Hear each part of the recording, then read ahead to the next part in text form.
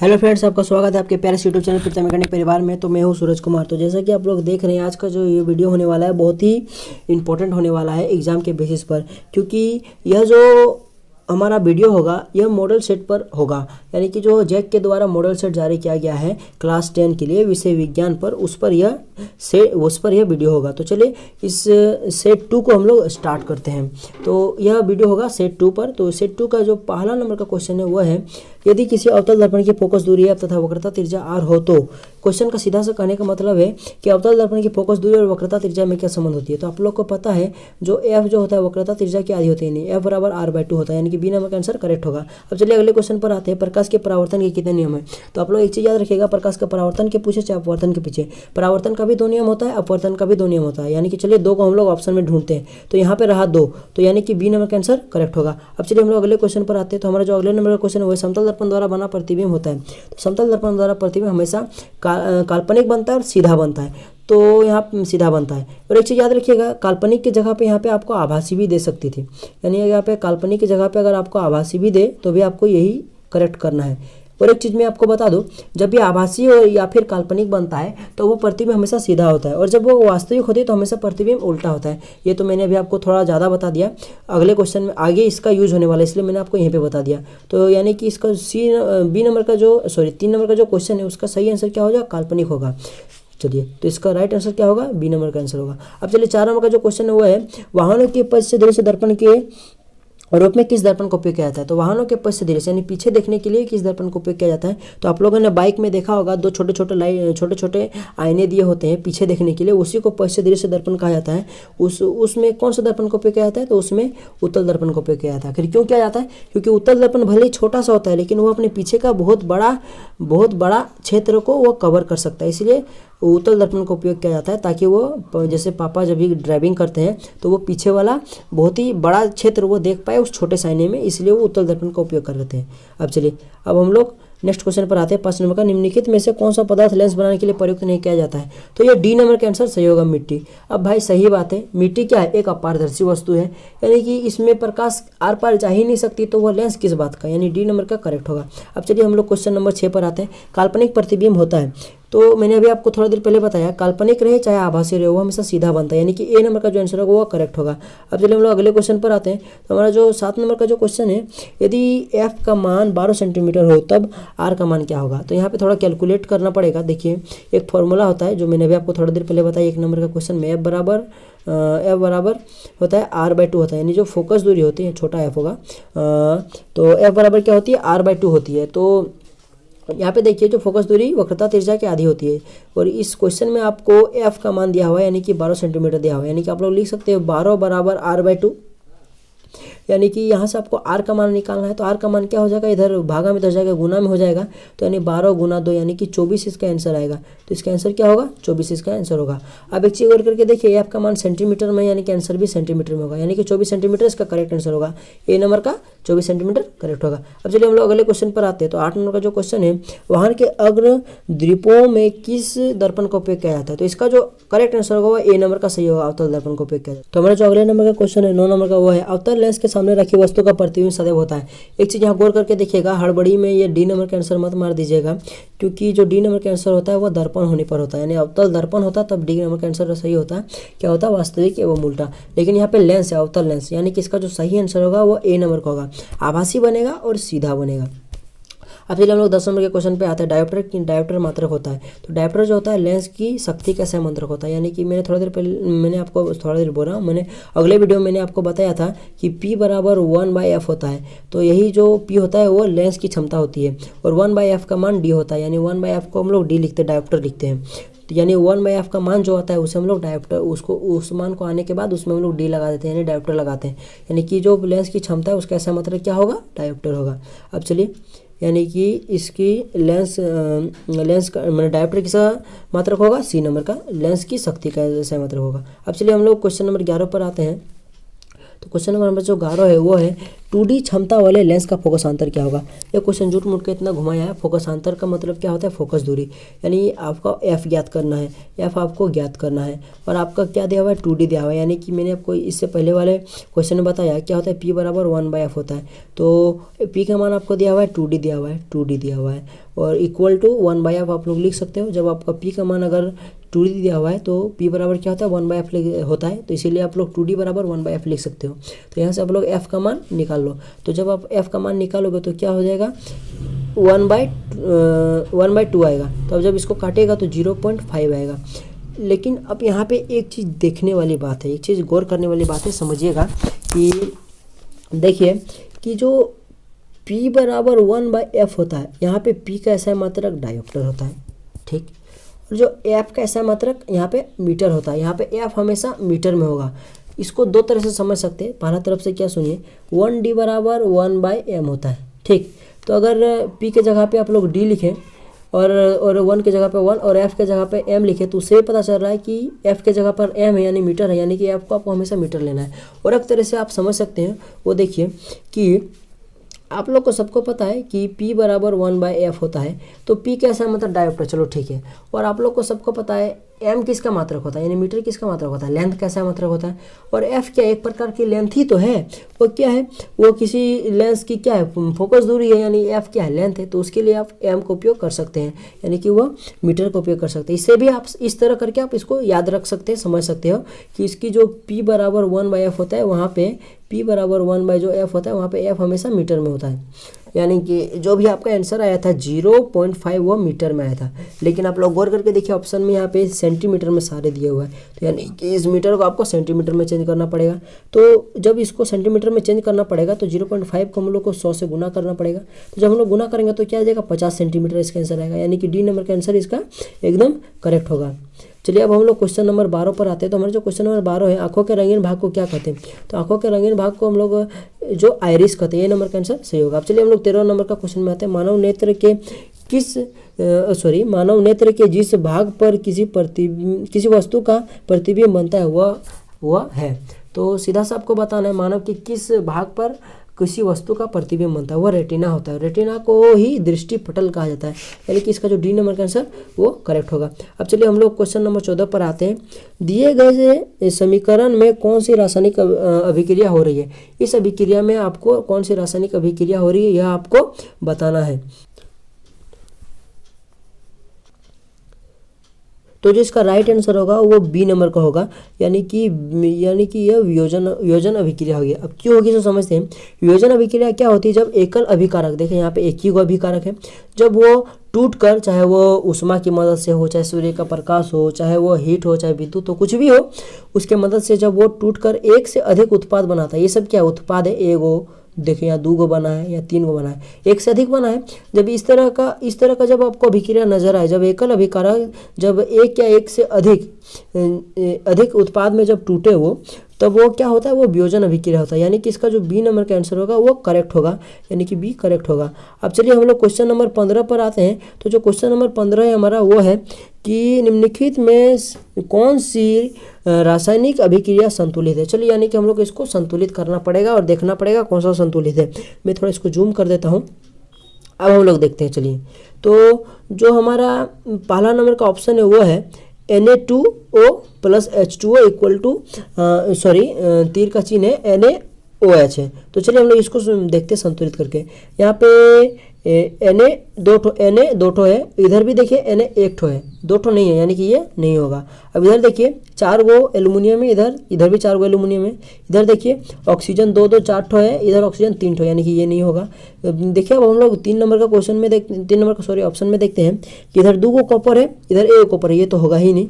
अब D number का बचा, यानी कि ये तो होना चाहिए। अब देखते हैं, ये देखिए जिंक एगो है और देखिए इधर भी जिंक एगो है। यहाँ पे देखिए जो कॉपर है Cu इधर एगो है, इधर भी कॉपर Cu एगो है। अब देखिए SO4 यानी कि सल्फर क्या है, एगो है, और ऑक्सीजन 4 गो है। यहाँ पे देखिए सल्फर एगो है, ऑक्सीजन 4 गो है, यानी कि डी नंबर का आंसर डी नंबर का ऑप्शन आपका करेक्ट होगा।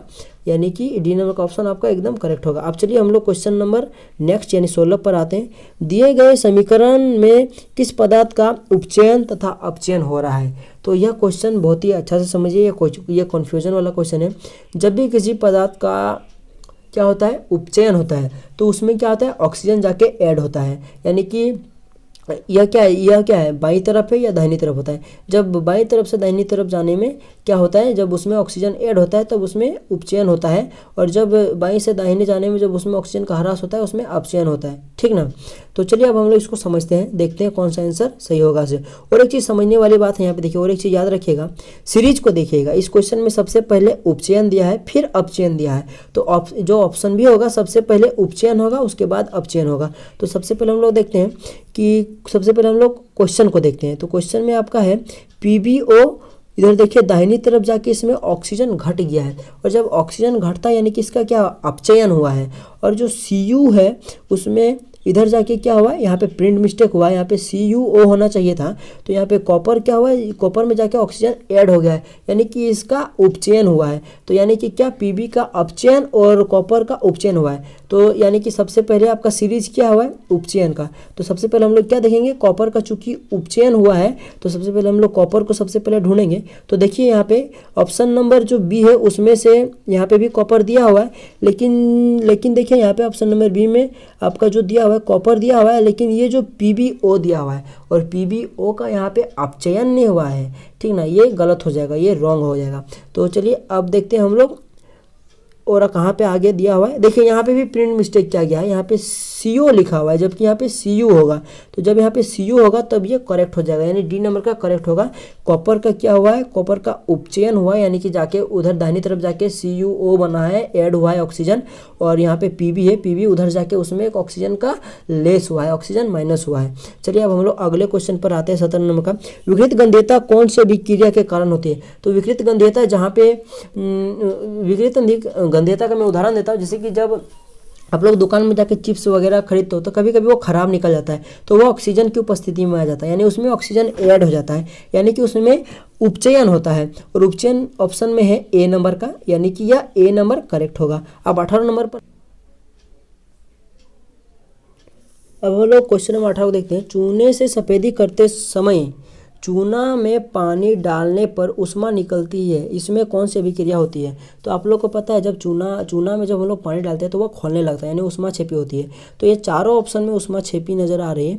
और आप लोग यहाँ पे एक चीज़ गौर करके देखिए, फिर प्रिंट मिस्टेक किया गया है कि देखिए A नंबर का और C नंबर का ऑप्शन सेम है। देखिए उष्मा छेपी संयोजन, उष्मा छेपी संयोजन। अब आप लोग को पता है कि यह क्या होती है, उष्मा छेपी अभिक्रिया होती है। तो देखिए चारों ऑप्शन में आपको उष्मा छेपी नजर आएगी, चारों नहीं, यहाँ पे B नंबर में सिर्फ उष्मा शोषी नजर आएगी, बाकी तीनों में आपको उष्मा छेपी नजर आएगी। और साथ में देखिए, और आपको पता है कि उष्मा छेपी ही आंसर होगी, लेकिन तीनों में है तो कौन सा आंसर होगा, तीनों तो सही नहीं होगा। तो एक चीज़ गौर करके देखिए कि पीछे तरफ यहाँ संयोजन लगा हुआ है और ये तो दोनों सेम दिया हुआ है, और यहाँ वियोजन लगा हुआ है, यानी कि वियोजन भी आपको देखना है और संयोजन भी देखना है कि जब चूना में हम लोग जल को मिलाते हैं तो वो क्या बनता है, कॉपर ऑक्साइड बनता है, माने CaOH का होल 2 बनता है। तो यानी कि आपको क्या समझ में आया कि दो अभिकारक मिलकर एकल उत्पाद बनता है, तो वो क्या संयोजन अभिक्रिया होती है, यानी उष्मा छेपी बनेगी, साथ में संयोजन अभिक्रिया भी बनेगी। तो यहाँ देखिए A नंबर का भी आंसर सही है, यहाँ C नंबर का भी आंसर सही है। तो अब इसमें से आपको यहाँ गलत दिया हुआ, वहाँ पेपर में गलत नहीं देगा, तो आपको क्या मानना है, उष्मा छेपी संयोजन। ठीक ना, इसका करेक्ट आंसर होगा। अब चलिए हम लोग 19 नंबर के क्वेश्चन पर आते हैं। लोहे की कील को कॉपर सल्फेट के विलयन में डुबाने पर कॉपर सल्फेट के विलयन का नीला रंग धूसर हो जाता है, इस प्रक्रिया में कौन सी अभिक्रिया हो रही है। तो इसका जो राइट आंसर होगा वो होगा C नंबर का होगा, विस्थापन अभिक्रिया। आखिर क्यों, क्योंकि जो कॉपर होता है वो कॉपर सल्फेट के विलयन को यानी कि जो लोहे की कील है यानी कि Fe है वो कॉपर को उसके यौगिक से विस्थापित कर देता है, और जब इस प्रकार की अभिक्रिया होती है वो विस्थापन अभिक्रिया कहलाती है। जब अधिक अभिक्रियाशील तत्व उससे कम अभिक्रियाशील तत्व को उसके यौगिक से विस्थापित कर दे, हटा दे, भगा दे, तो वो क्या हो जाता है, विस्थापन अभिक्रिया कहलाती है। तो अब चलिए हम लोग क्वेश्चन नंबर 20 पर आते हैं।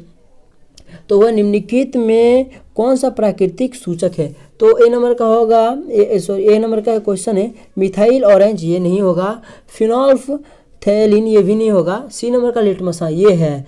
यानी कि इसका जो सही नंबर होगा सी नंबर का, अब डी नंबर का भी देख ले किया है, मिथाइल रेड, ये भी नहीं होगा, यानी कि सी नंबर का आंसर इसका सही होगा। अब चलिए हम लोग क्वेश्चन नंबर 22 पर आते हैं। तो जो हमारा जो क्वेश्चन नंबर 22 है, दिए गए किस लवण में क्रिस्टल का जल मौजूद है? तो क्रिस्टल का जल मौजूद है, आपको दिख रहा होगा ये सी नंबर में, क्योंकि देखिए कि CuSO4 यहाँ पे दिया हुआ है, डॉट दिया हुआ है, 5H2O दिया हुआ है, यानी 5H2O यहाँ दिया हुआ है, यानी कि क्रिस्टलीय का जल यहाँ पे मौजूद है, यानी सी नंबर का ऑप्शन आपका सही होगा। अब चलिए हम लोग क्वेश्चन नंबर 23 पर आते हैं। तो क्वेश्चन नंबर 23 है, अग्निशामक यंत्र में किस लवण का प्रयोग किया जाता है? तो इसका जो राइट आंसर है वो ए नंबर का होगा, NaHCO3 ना, सोडियम हाइड्रोजन कार्बोनेट का उपयोग किया जाता है। अब चलिए हम लोग क्वेश्चन नंबर 24 पर आते हैं। जल की अनुपस्थिति में हाइड्रोक्लोरिक अम्ल अपना अम्लीय गुण प्रदर्शित नहीं करता है, क्यों? क्योंकि सीधा आप लोगों ने पढ़ा होगा, जब तक जल अम्ल में या क्षार में नहीं आए तब तक वो अम्ल या क्षार की प्रकृति को नहीं दर्शा पाता है, क्योंकि वो H+ आयन अम्ल में नहीं छोड़ पाता है वो। तो यानी कि सीधा सा बात है कि जब आप जल नहीं दीजिएगा तब वो अम्लीय गुण को प्रदर्शित नहीं कर पाएगा, क्योंकि वो H+ आयन को नहीं त्याग पाएगा।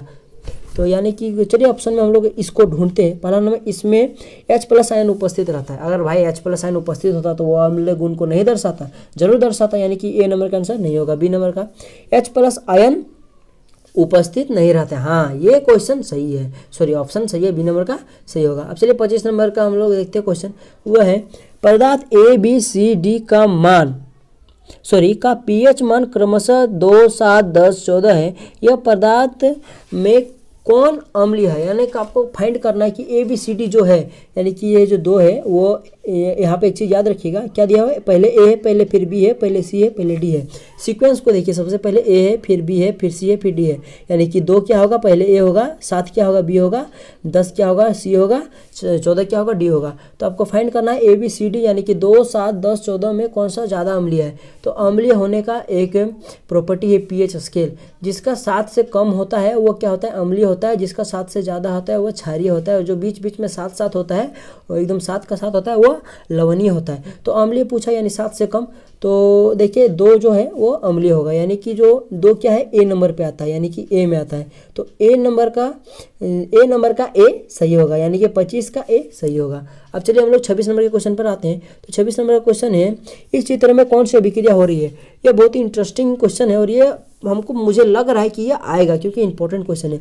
तो यहाँ पे गौर करके देखिए, इस खिड़की से क्या आ रही है, सूर्य की प्रकाश आ रही है, यानी कि एक प्रकार से ऊष्मा आ रही है, और यहाँ पे जो है यहाँ पे क्या है, चाइना डी सिल्वर क्लोराइड। तो इसमें क्या होता है, जब सूर्य का प्रकाश पड़ता है तो सिल्वर जो टूट जाता है, यानी कि इसमें क्या होगी, एक प्रकार की यह क्या है, वियोजन अभिक्रिया, यानी कि बी नंबर का इसका सही आंसर होगा। अब चलिए 27 नंबर के क्वेश्चन पर आते हैं। शरीर में उत्पन्न हानिकारक अपशिष्ट पदार्थ का शरीर से बाहर निकलने की प्रक्रिया किस जैव प्रक्रम में होती है? तो ये सीधा सा बात है, इसका सही आंसर उत्सर्जन होगा। अब चलिए 28 नंबर के क्वेश्चन को देखते हैं कि जो है प्रकाश संश्लेषण में होने वाली ऑक्सीजन गैस किस यौगिक के टूटने के फलस्वरूप प्राप्त होती है? तो इसका जो राइट आंसर होगा वह होगा ए नंबर का, यानी कि जल के टूटने से उसमें प्राप्त होती है।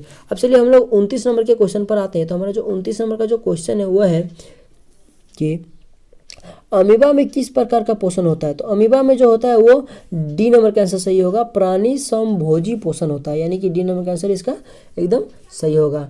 अब चलिए हम लोग अगले क्वेश्चन पर बढ़ते। तो चलिए अब हम लोग क्वेश्चन नंबर 30 पर आते हैं। लार में कौन सा एंजाइम पाया जाता है? तो यह इसका जो सही आंसर होगा ए होगा, टाइलिन। लार में टाइलिन पाया जाता है। अब चलिए 31 नंबर क्वेश्चन में आते हैं। श्वसन प्रक्रिया में पाइरूवेट का कार्बन डाइऑक्साइड जल और ऊर्जा में विखंडन का होता है। तो इसका जो राइट आंसर होगा डी होगा, माइटोकॉन्ड्रिया। चलिए अब हम लोग अगले क्वेश्चन पर आते हैं। क्या है, पौधों में जल तथा खनिज लवण का संवहन किसके द्वारा होता है? तो इसका जो होगा फ्लोएम होता है। अब जो हमारा जो 33 नंबर का जो क्वेश्चन है वो है कि किसी समष्टि अपना अस्तित्व बनाए रखने के लिए कौन सा प्रक्रिया आवश्यक है? तो इसका जो सही आंसर होगा वो सी नंबर का होगा, जनन होगा। क्योंकि जनन नहीं होगा तो बच्चे नहीं आएंगे, और बच्चे नहीं आएंगे तो जितने होंगे वहाँ पे उतने ही रह जाएंगे, और वह धीरे धीरे मर के ख़त्म हो जाएंगे। तो उससे उनकी पीढ़ी नहीं बढ़ेगी, तो वह धीरे धीरे अस्तित्व उनका खत्म हो जाएगा। इसलिए जनन होना बहुत ज़रूरी है अस्तित्व को बनाए रखने के लिए। अब चलिए हम लोग नेक्स्ट क्वेश्चन पर आते हैं। तो हमारा जो अगला क्वेश्चन है वो है कि 34 नंबर का है, दिए गए चित्र किस प्रकार का जनन प्रदर्शित करता है। तो आप लोग यहाँ गौर करके देखिए कि इसका क्या हुआ है, बेचारा को 3 भाग में काट दिया गया है, लेकिन यह बेचारा नहीं है, ये तीनों भाग अलग अलग बन के अलग अलग जीव बन गया है। और जब इस प्रकार का जब जनन होता है तो वो क्या होता है, वो पुनरुद्भवन होता है, यानी डी नंबर का आंसर सही होगा। अब चलो हम लोग अगले क्वेश्चन पर आते हैं, वो है 35 नंबर का, वो है परागकण का एक पुष्प से दूसरे पुष्प में स्थानांतरण होना क्या कहलाता है। तो यह जो इसका सही आंसर होगा वो होगा बी नंबर का। अब चलिए हम लोग अगले क्वेश्चन यानी कि 36 नंबर के क्वेश्चन पर आते हैं। भ्रूण को माँ के गर्भाशय कि किस भाग से पोषण मिलता है। तो भ्रूण को माँ के गर्भाशय में प्लेसेंटा यानी कि ए नंबर के ऑप्शन यानी कि सही होगा, प्लेसेंटा में उसको पोषण मिलता है। अब चलिए हम लोग अगले क्वेश्चन पर गौर करते हैं कि 37 का जो क्वेश्चन हमारा है एक उत्तम ऊर्जा के स्रोत की क्या विशेषता होती है। तो चलिए हम लोग इसके ऑप्शंस को देखते हैं। तो मैं पहले बता दूं, जो इसका सही आंसर होगा वो सी होगा। क्यों होगा समय आपको बताता हूँ, आप लोग एक चीज़ गौर करके देखिएगा कि पहला नंबर का जो ऑप्शन है वह तेज़ी से जलना चाहिए। अब भाई वो इतना तेज़ी से जलेगा कि मान लीजिए कि उसे अगर स्टोर नहीं कर पाएगा तो वह किस फायदा, उससे भी जान की क्षति होगी। अब हम लोग बी नंबर को देखते हैं, उसमें क्या है, उसमें स्वयं आग क्या लिखा है, उसमें स्वयं आग लग जाए। अब भाई वो खुद जलने लगे तो उसमें भी जान की क्षति होगी, ये भी नहीं होगा। अब चलिए हम लोग डी नंबर को देखते हैं कि वह महंगा हो। अब भाई महंगा होगा तो सब कोई खरीद नहीं पाएगा ना, तो ये भी नहीं होगा, यानी कि सी नंबर सही होगा। अब चलिए हम लोग 38 नंबर के क्वेश्चन पे आते हैं, क्या है, पवन ऊर्जा का उपयोग करने के लिए पवन की चाल कम से कम होनी चाहिए। अभी भी एक क्वेश्चन है, आप लोग नोट करके रख लीजिएगा, इसे आना चाहिए एग्जाम में। तो इसका जो पहला नंबर का ऑप्शन है 15 किलोमीटर पर आवर, इसका एकदम यही सही होगा। अब चलिए अब लोग 39 क्वेश्चन पर आते हैं। निम्नलिखित में कौन समाप्य ऊर्जा है, समाप्य ऊर्जा स्रोत है। समाप्य ऊर्जा मतलब अनवीकरणीय, यानी कि जो खत्म होने वाला हुआ। तो यहाँ देखिए सौर ऊर्जा तो बेसिकली खत्म नहीं होने वाला है, नाभिकीय ऊर्जा भी उसी टाइप का है, ज्वारीय ऊर्जा भी उसी टाइप का है। पर यहाँ जो सबसे यहाँ पे जो बोल सकते हैं खतरे में है वो कोयला है, यानी कि इसका जो बी नंबर का ऑप्शन होगा यह एकदम करेक्ट होगा। अब हम लोग 40 नंबर के और लास्ट यह सेट का लास्ट क्वेश्चन है, उस पर आते हैं हम लोग। पराग कोश में होता है, तो जो पराग कोश में होता है वो डी नंबर का होगा, पराग कण होता है उसमें। तो इस प्रकार हमारा यह सेट कंप्लीट हुआ। आई होप कि आपको वीडियो अच्छा लगा होगा, कॉन्सेप्ट फुल लगा होगा। अगर लगा होगा तो एक बार लाइक कर दीजिएगा, और जिन्होंने अभी तक प्रीतम एकेडमी को सब्सक्राइब नहीं किया है वह सब्सक्राइब कर लीजिए इस टाइप के मज़ेदार वीडियो को पाने के लिए, और बेल का आइकन दबाना ना भूलें। तो दोस्तों मिलते हैं अगले वीडियो में, तब तक के लिए जय हिंद, जय भारत, और आपका दिन शुभ हो।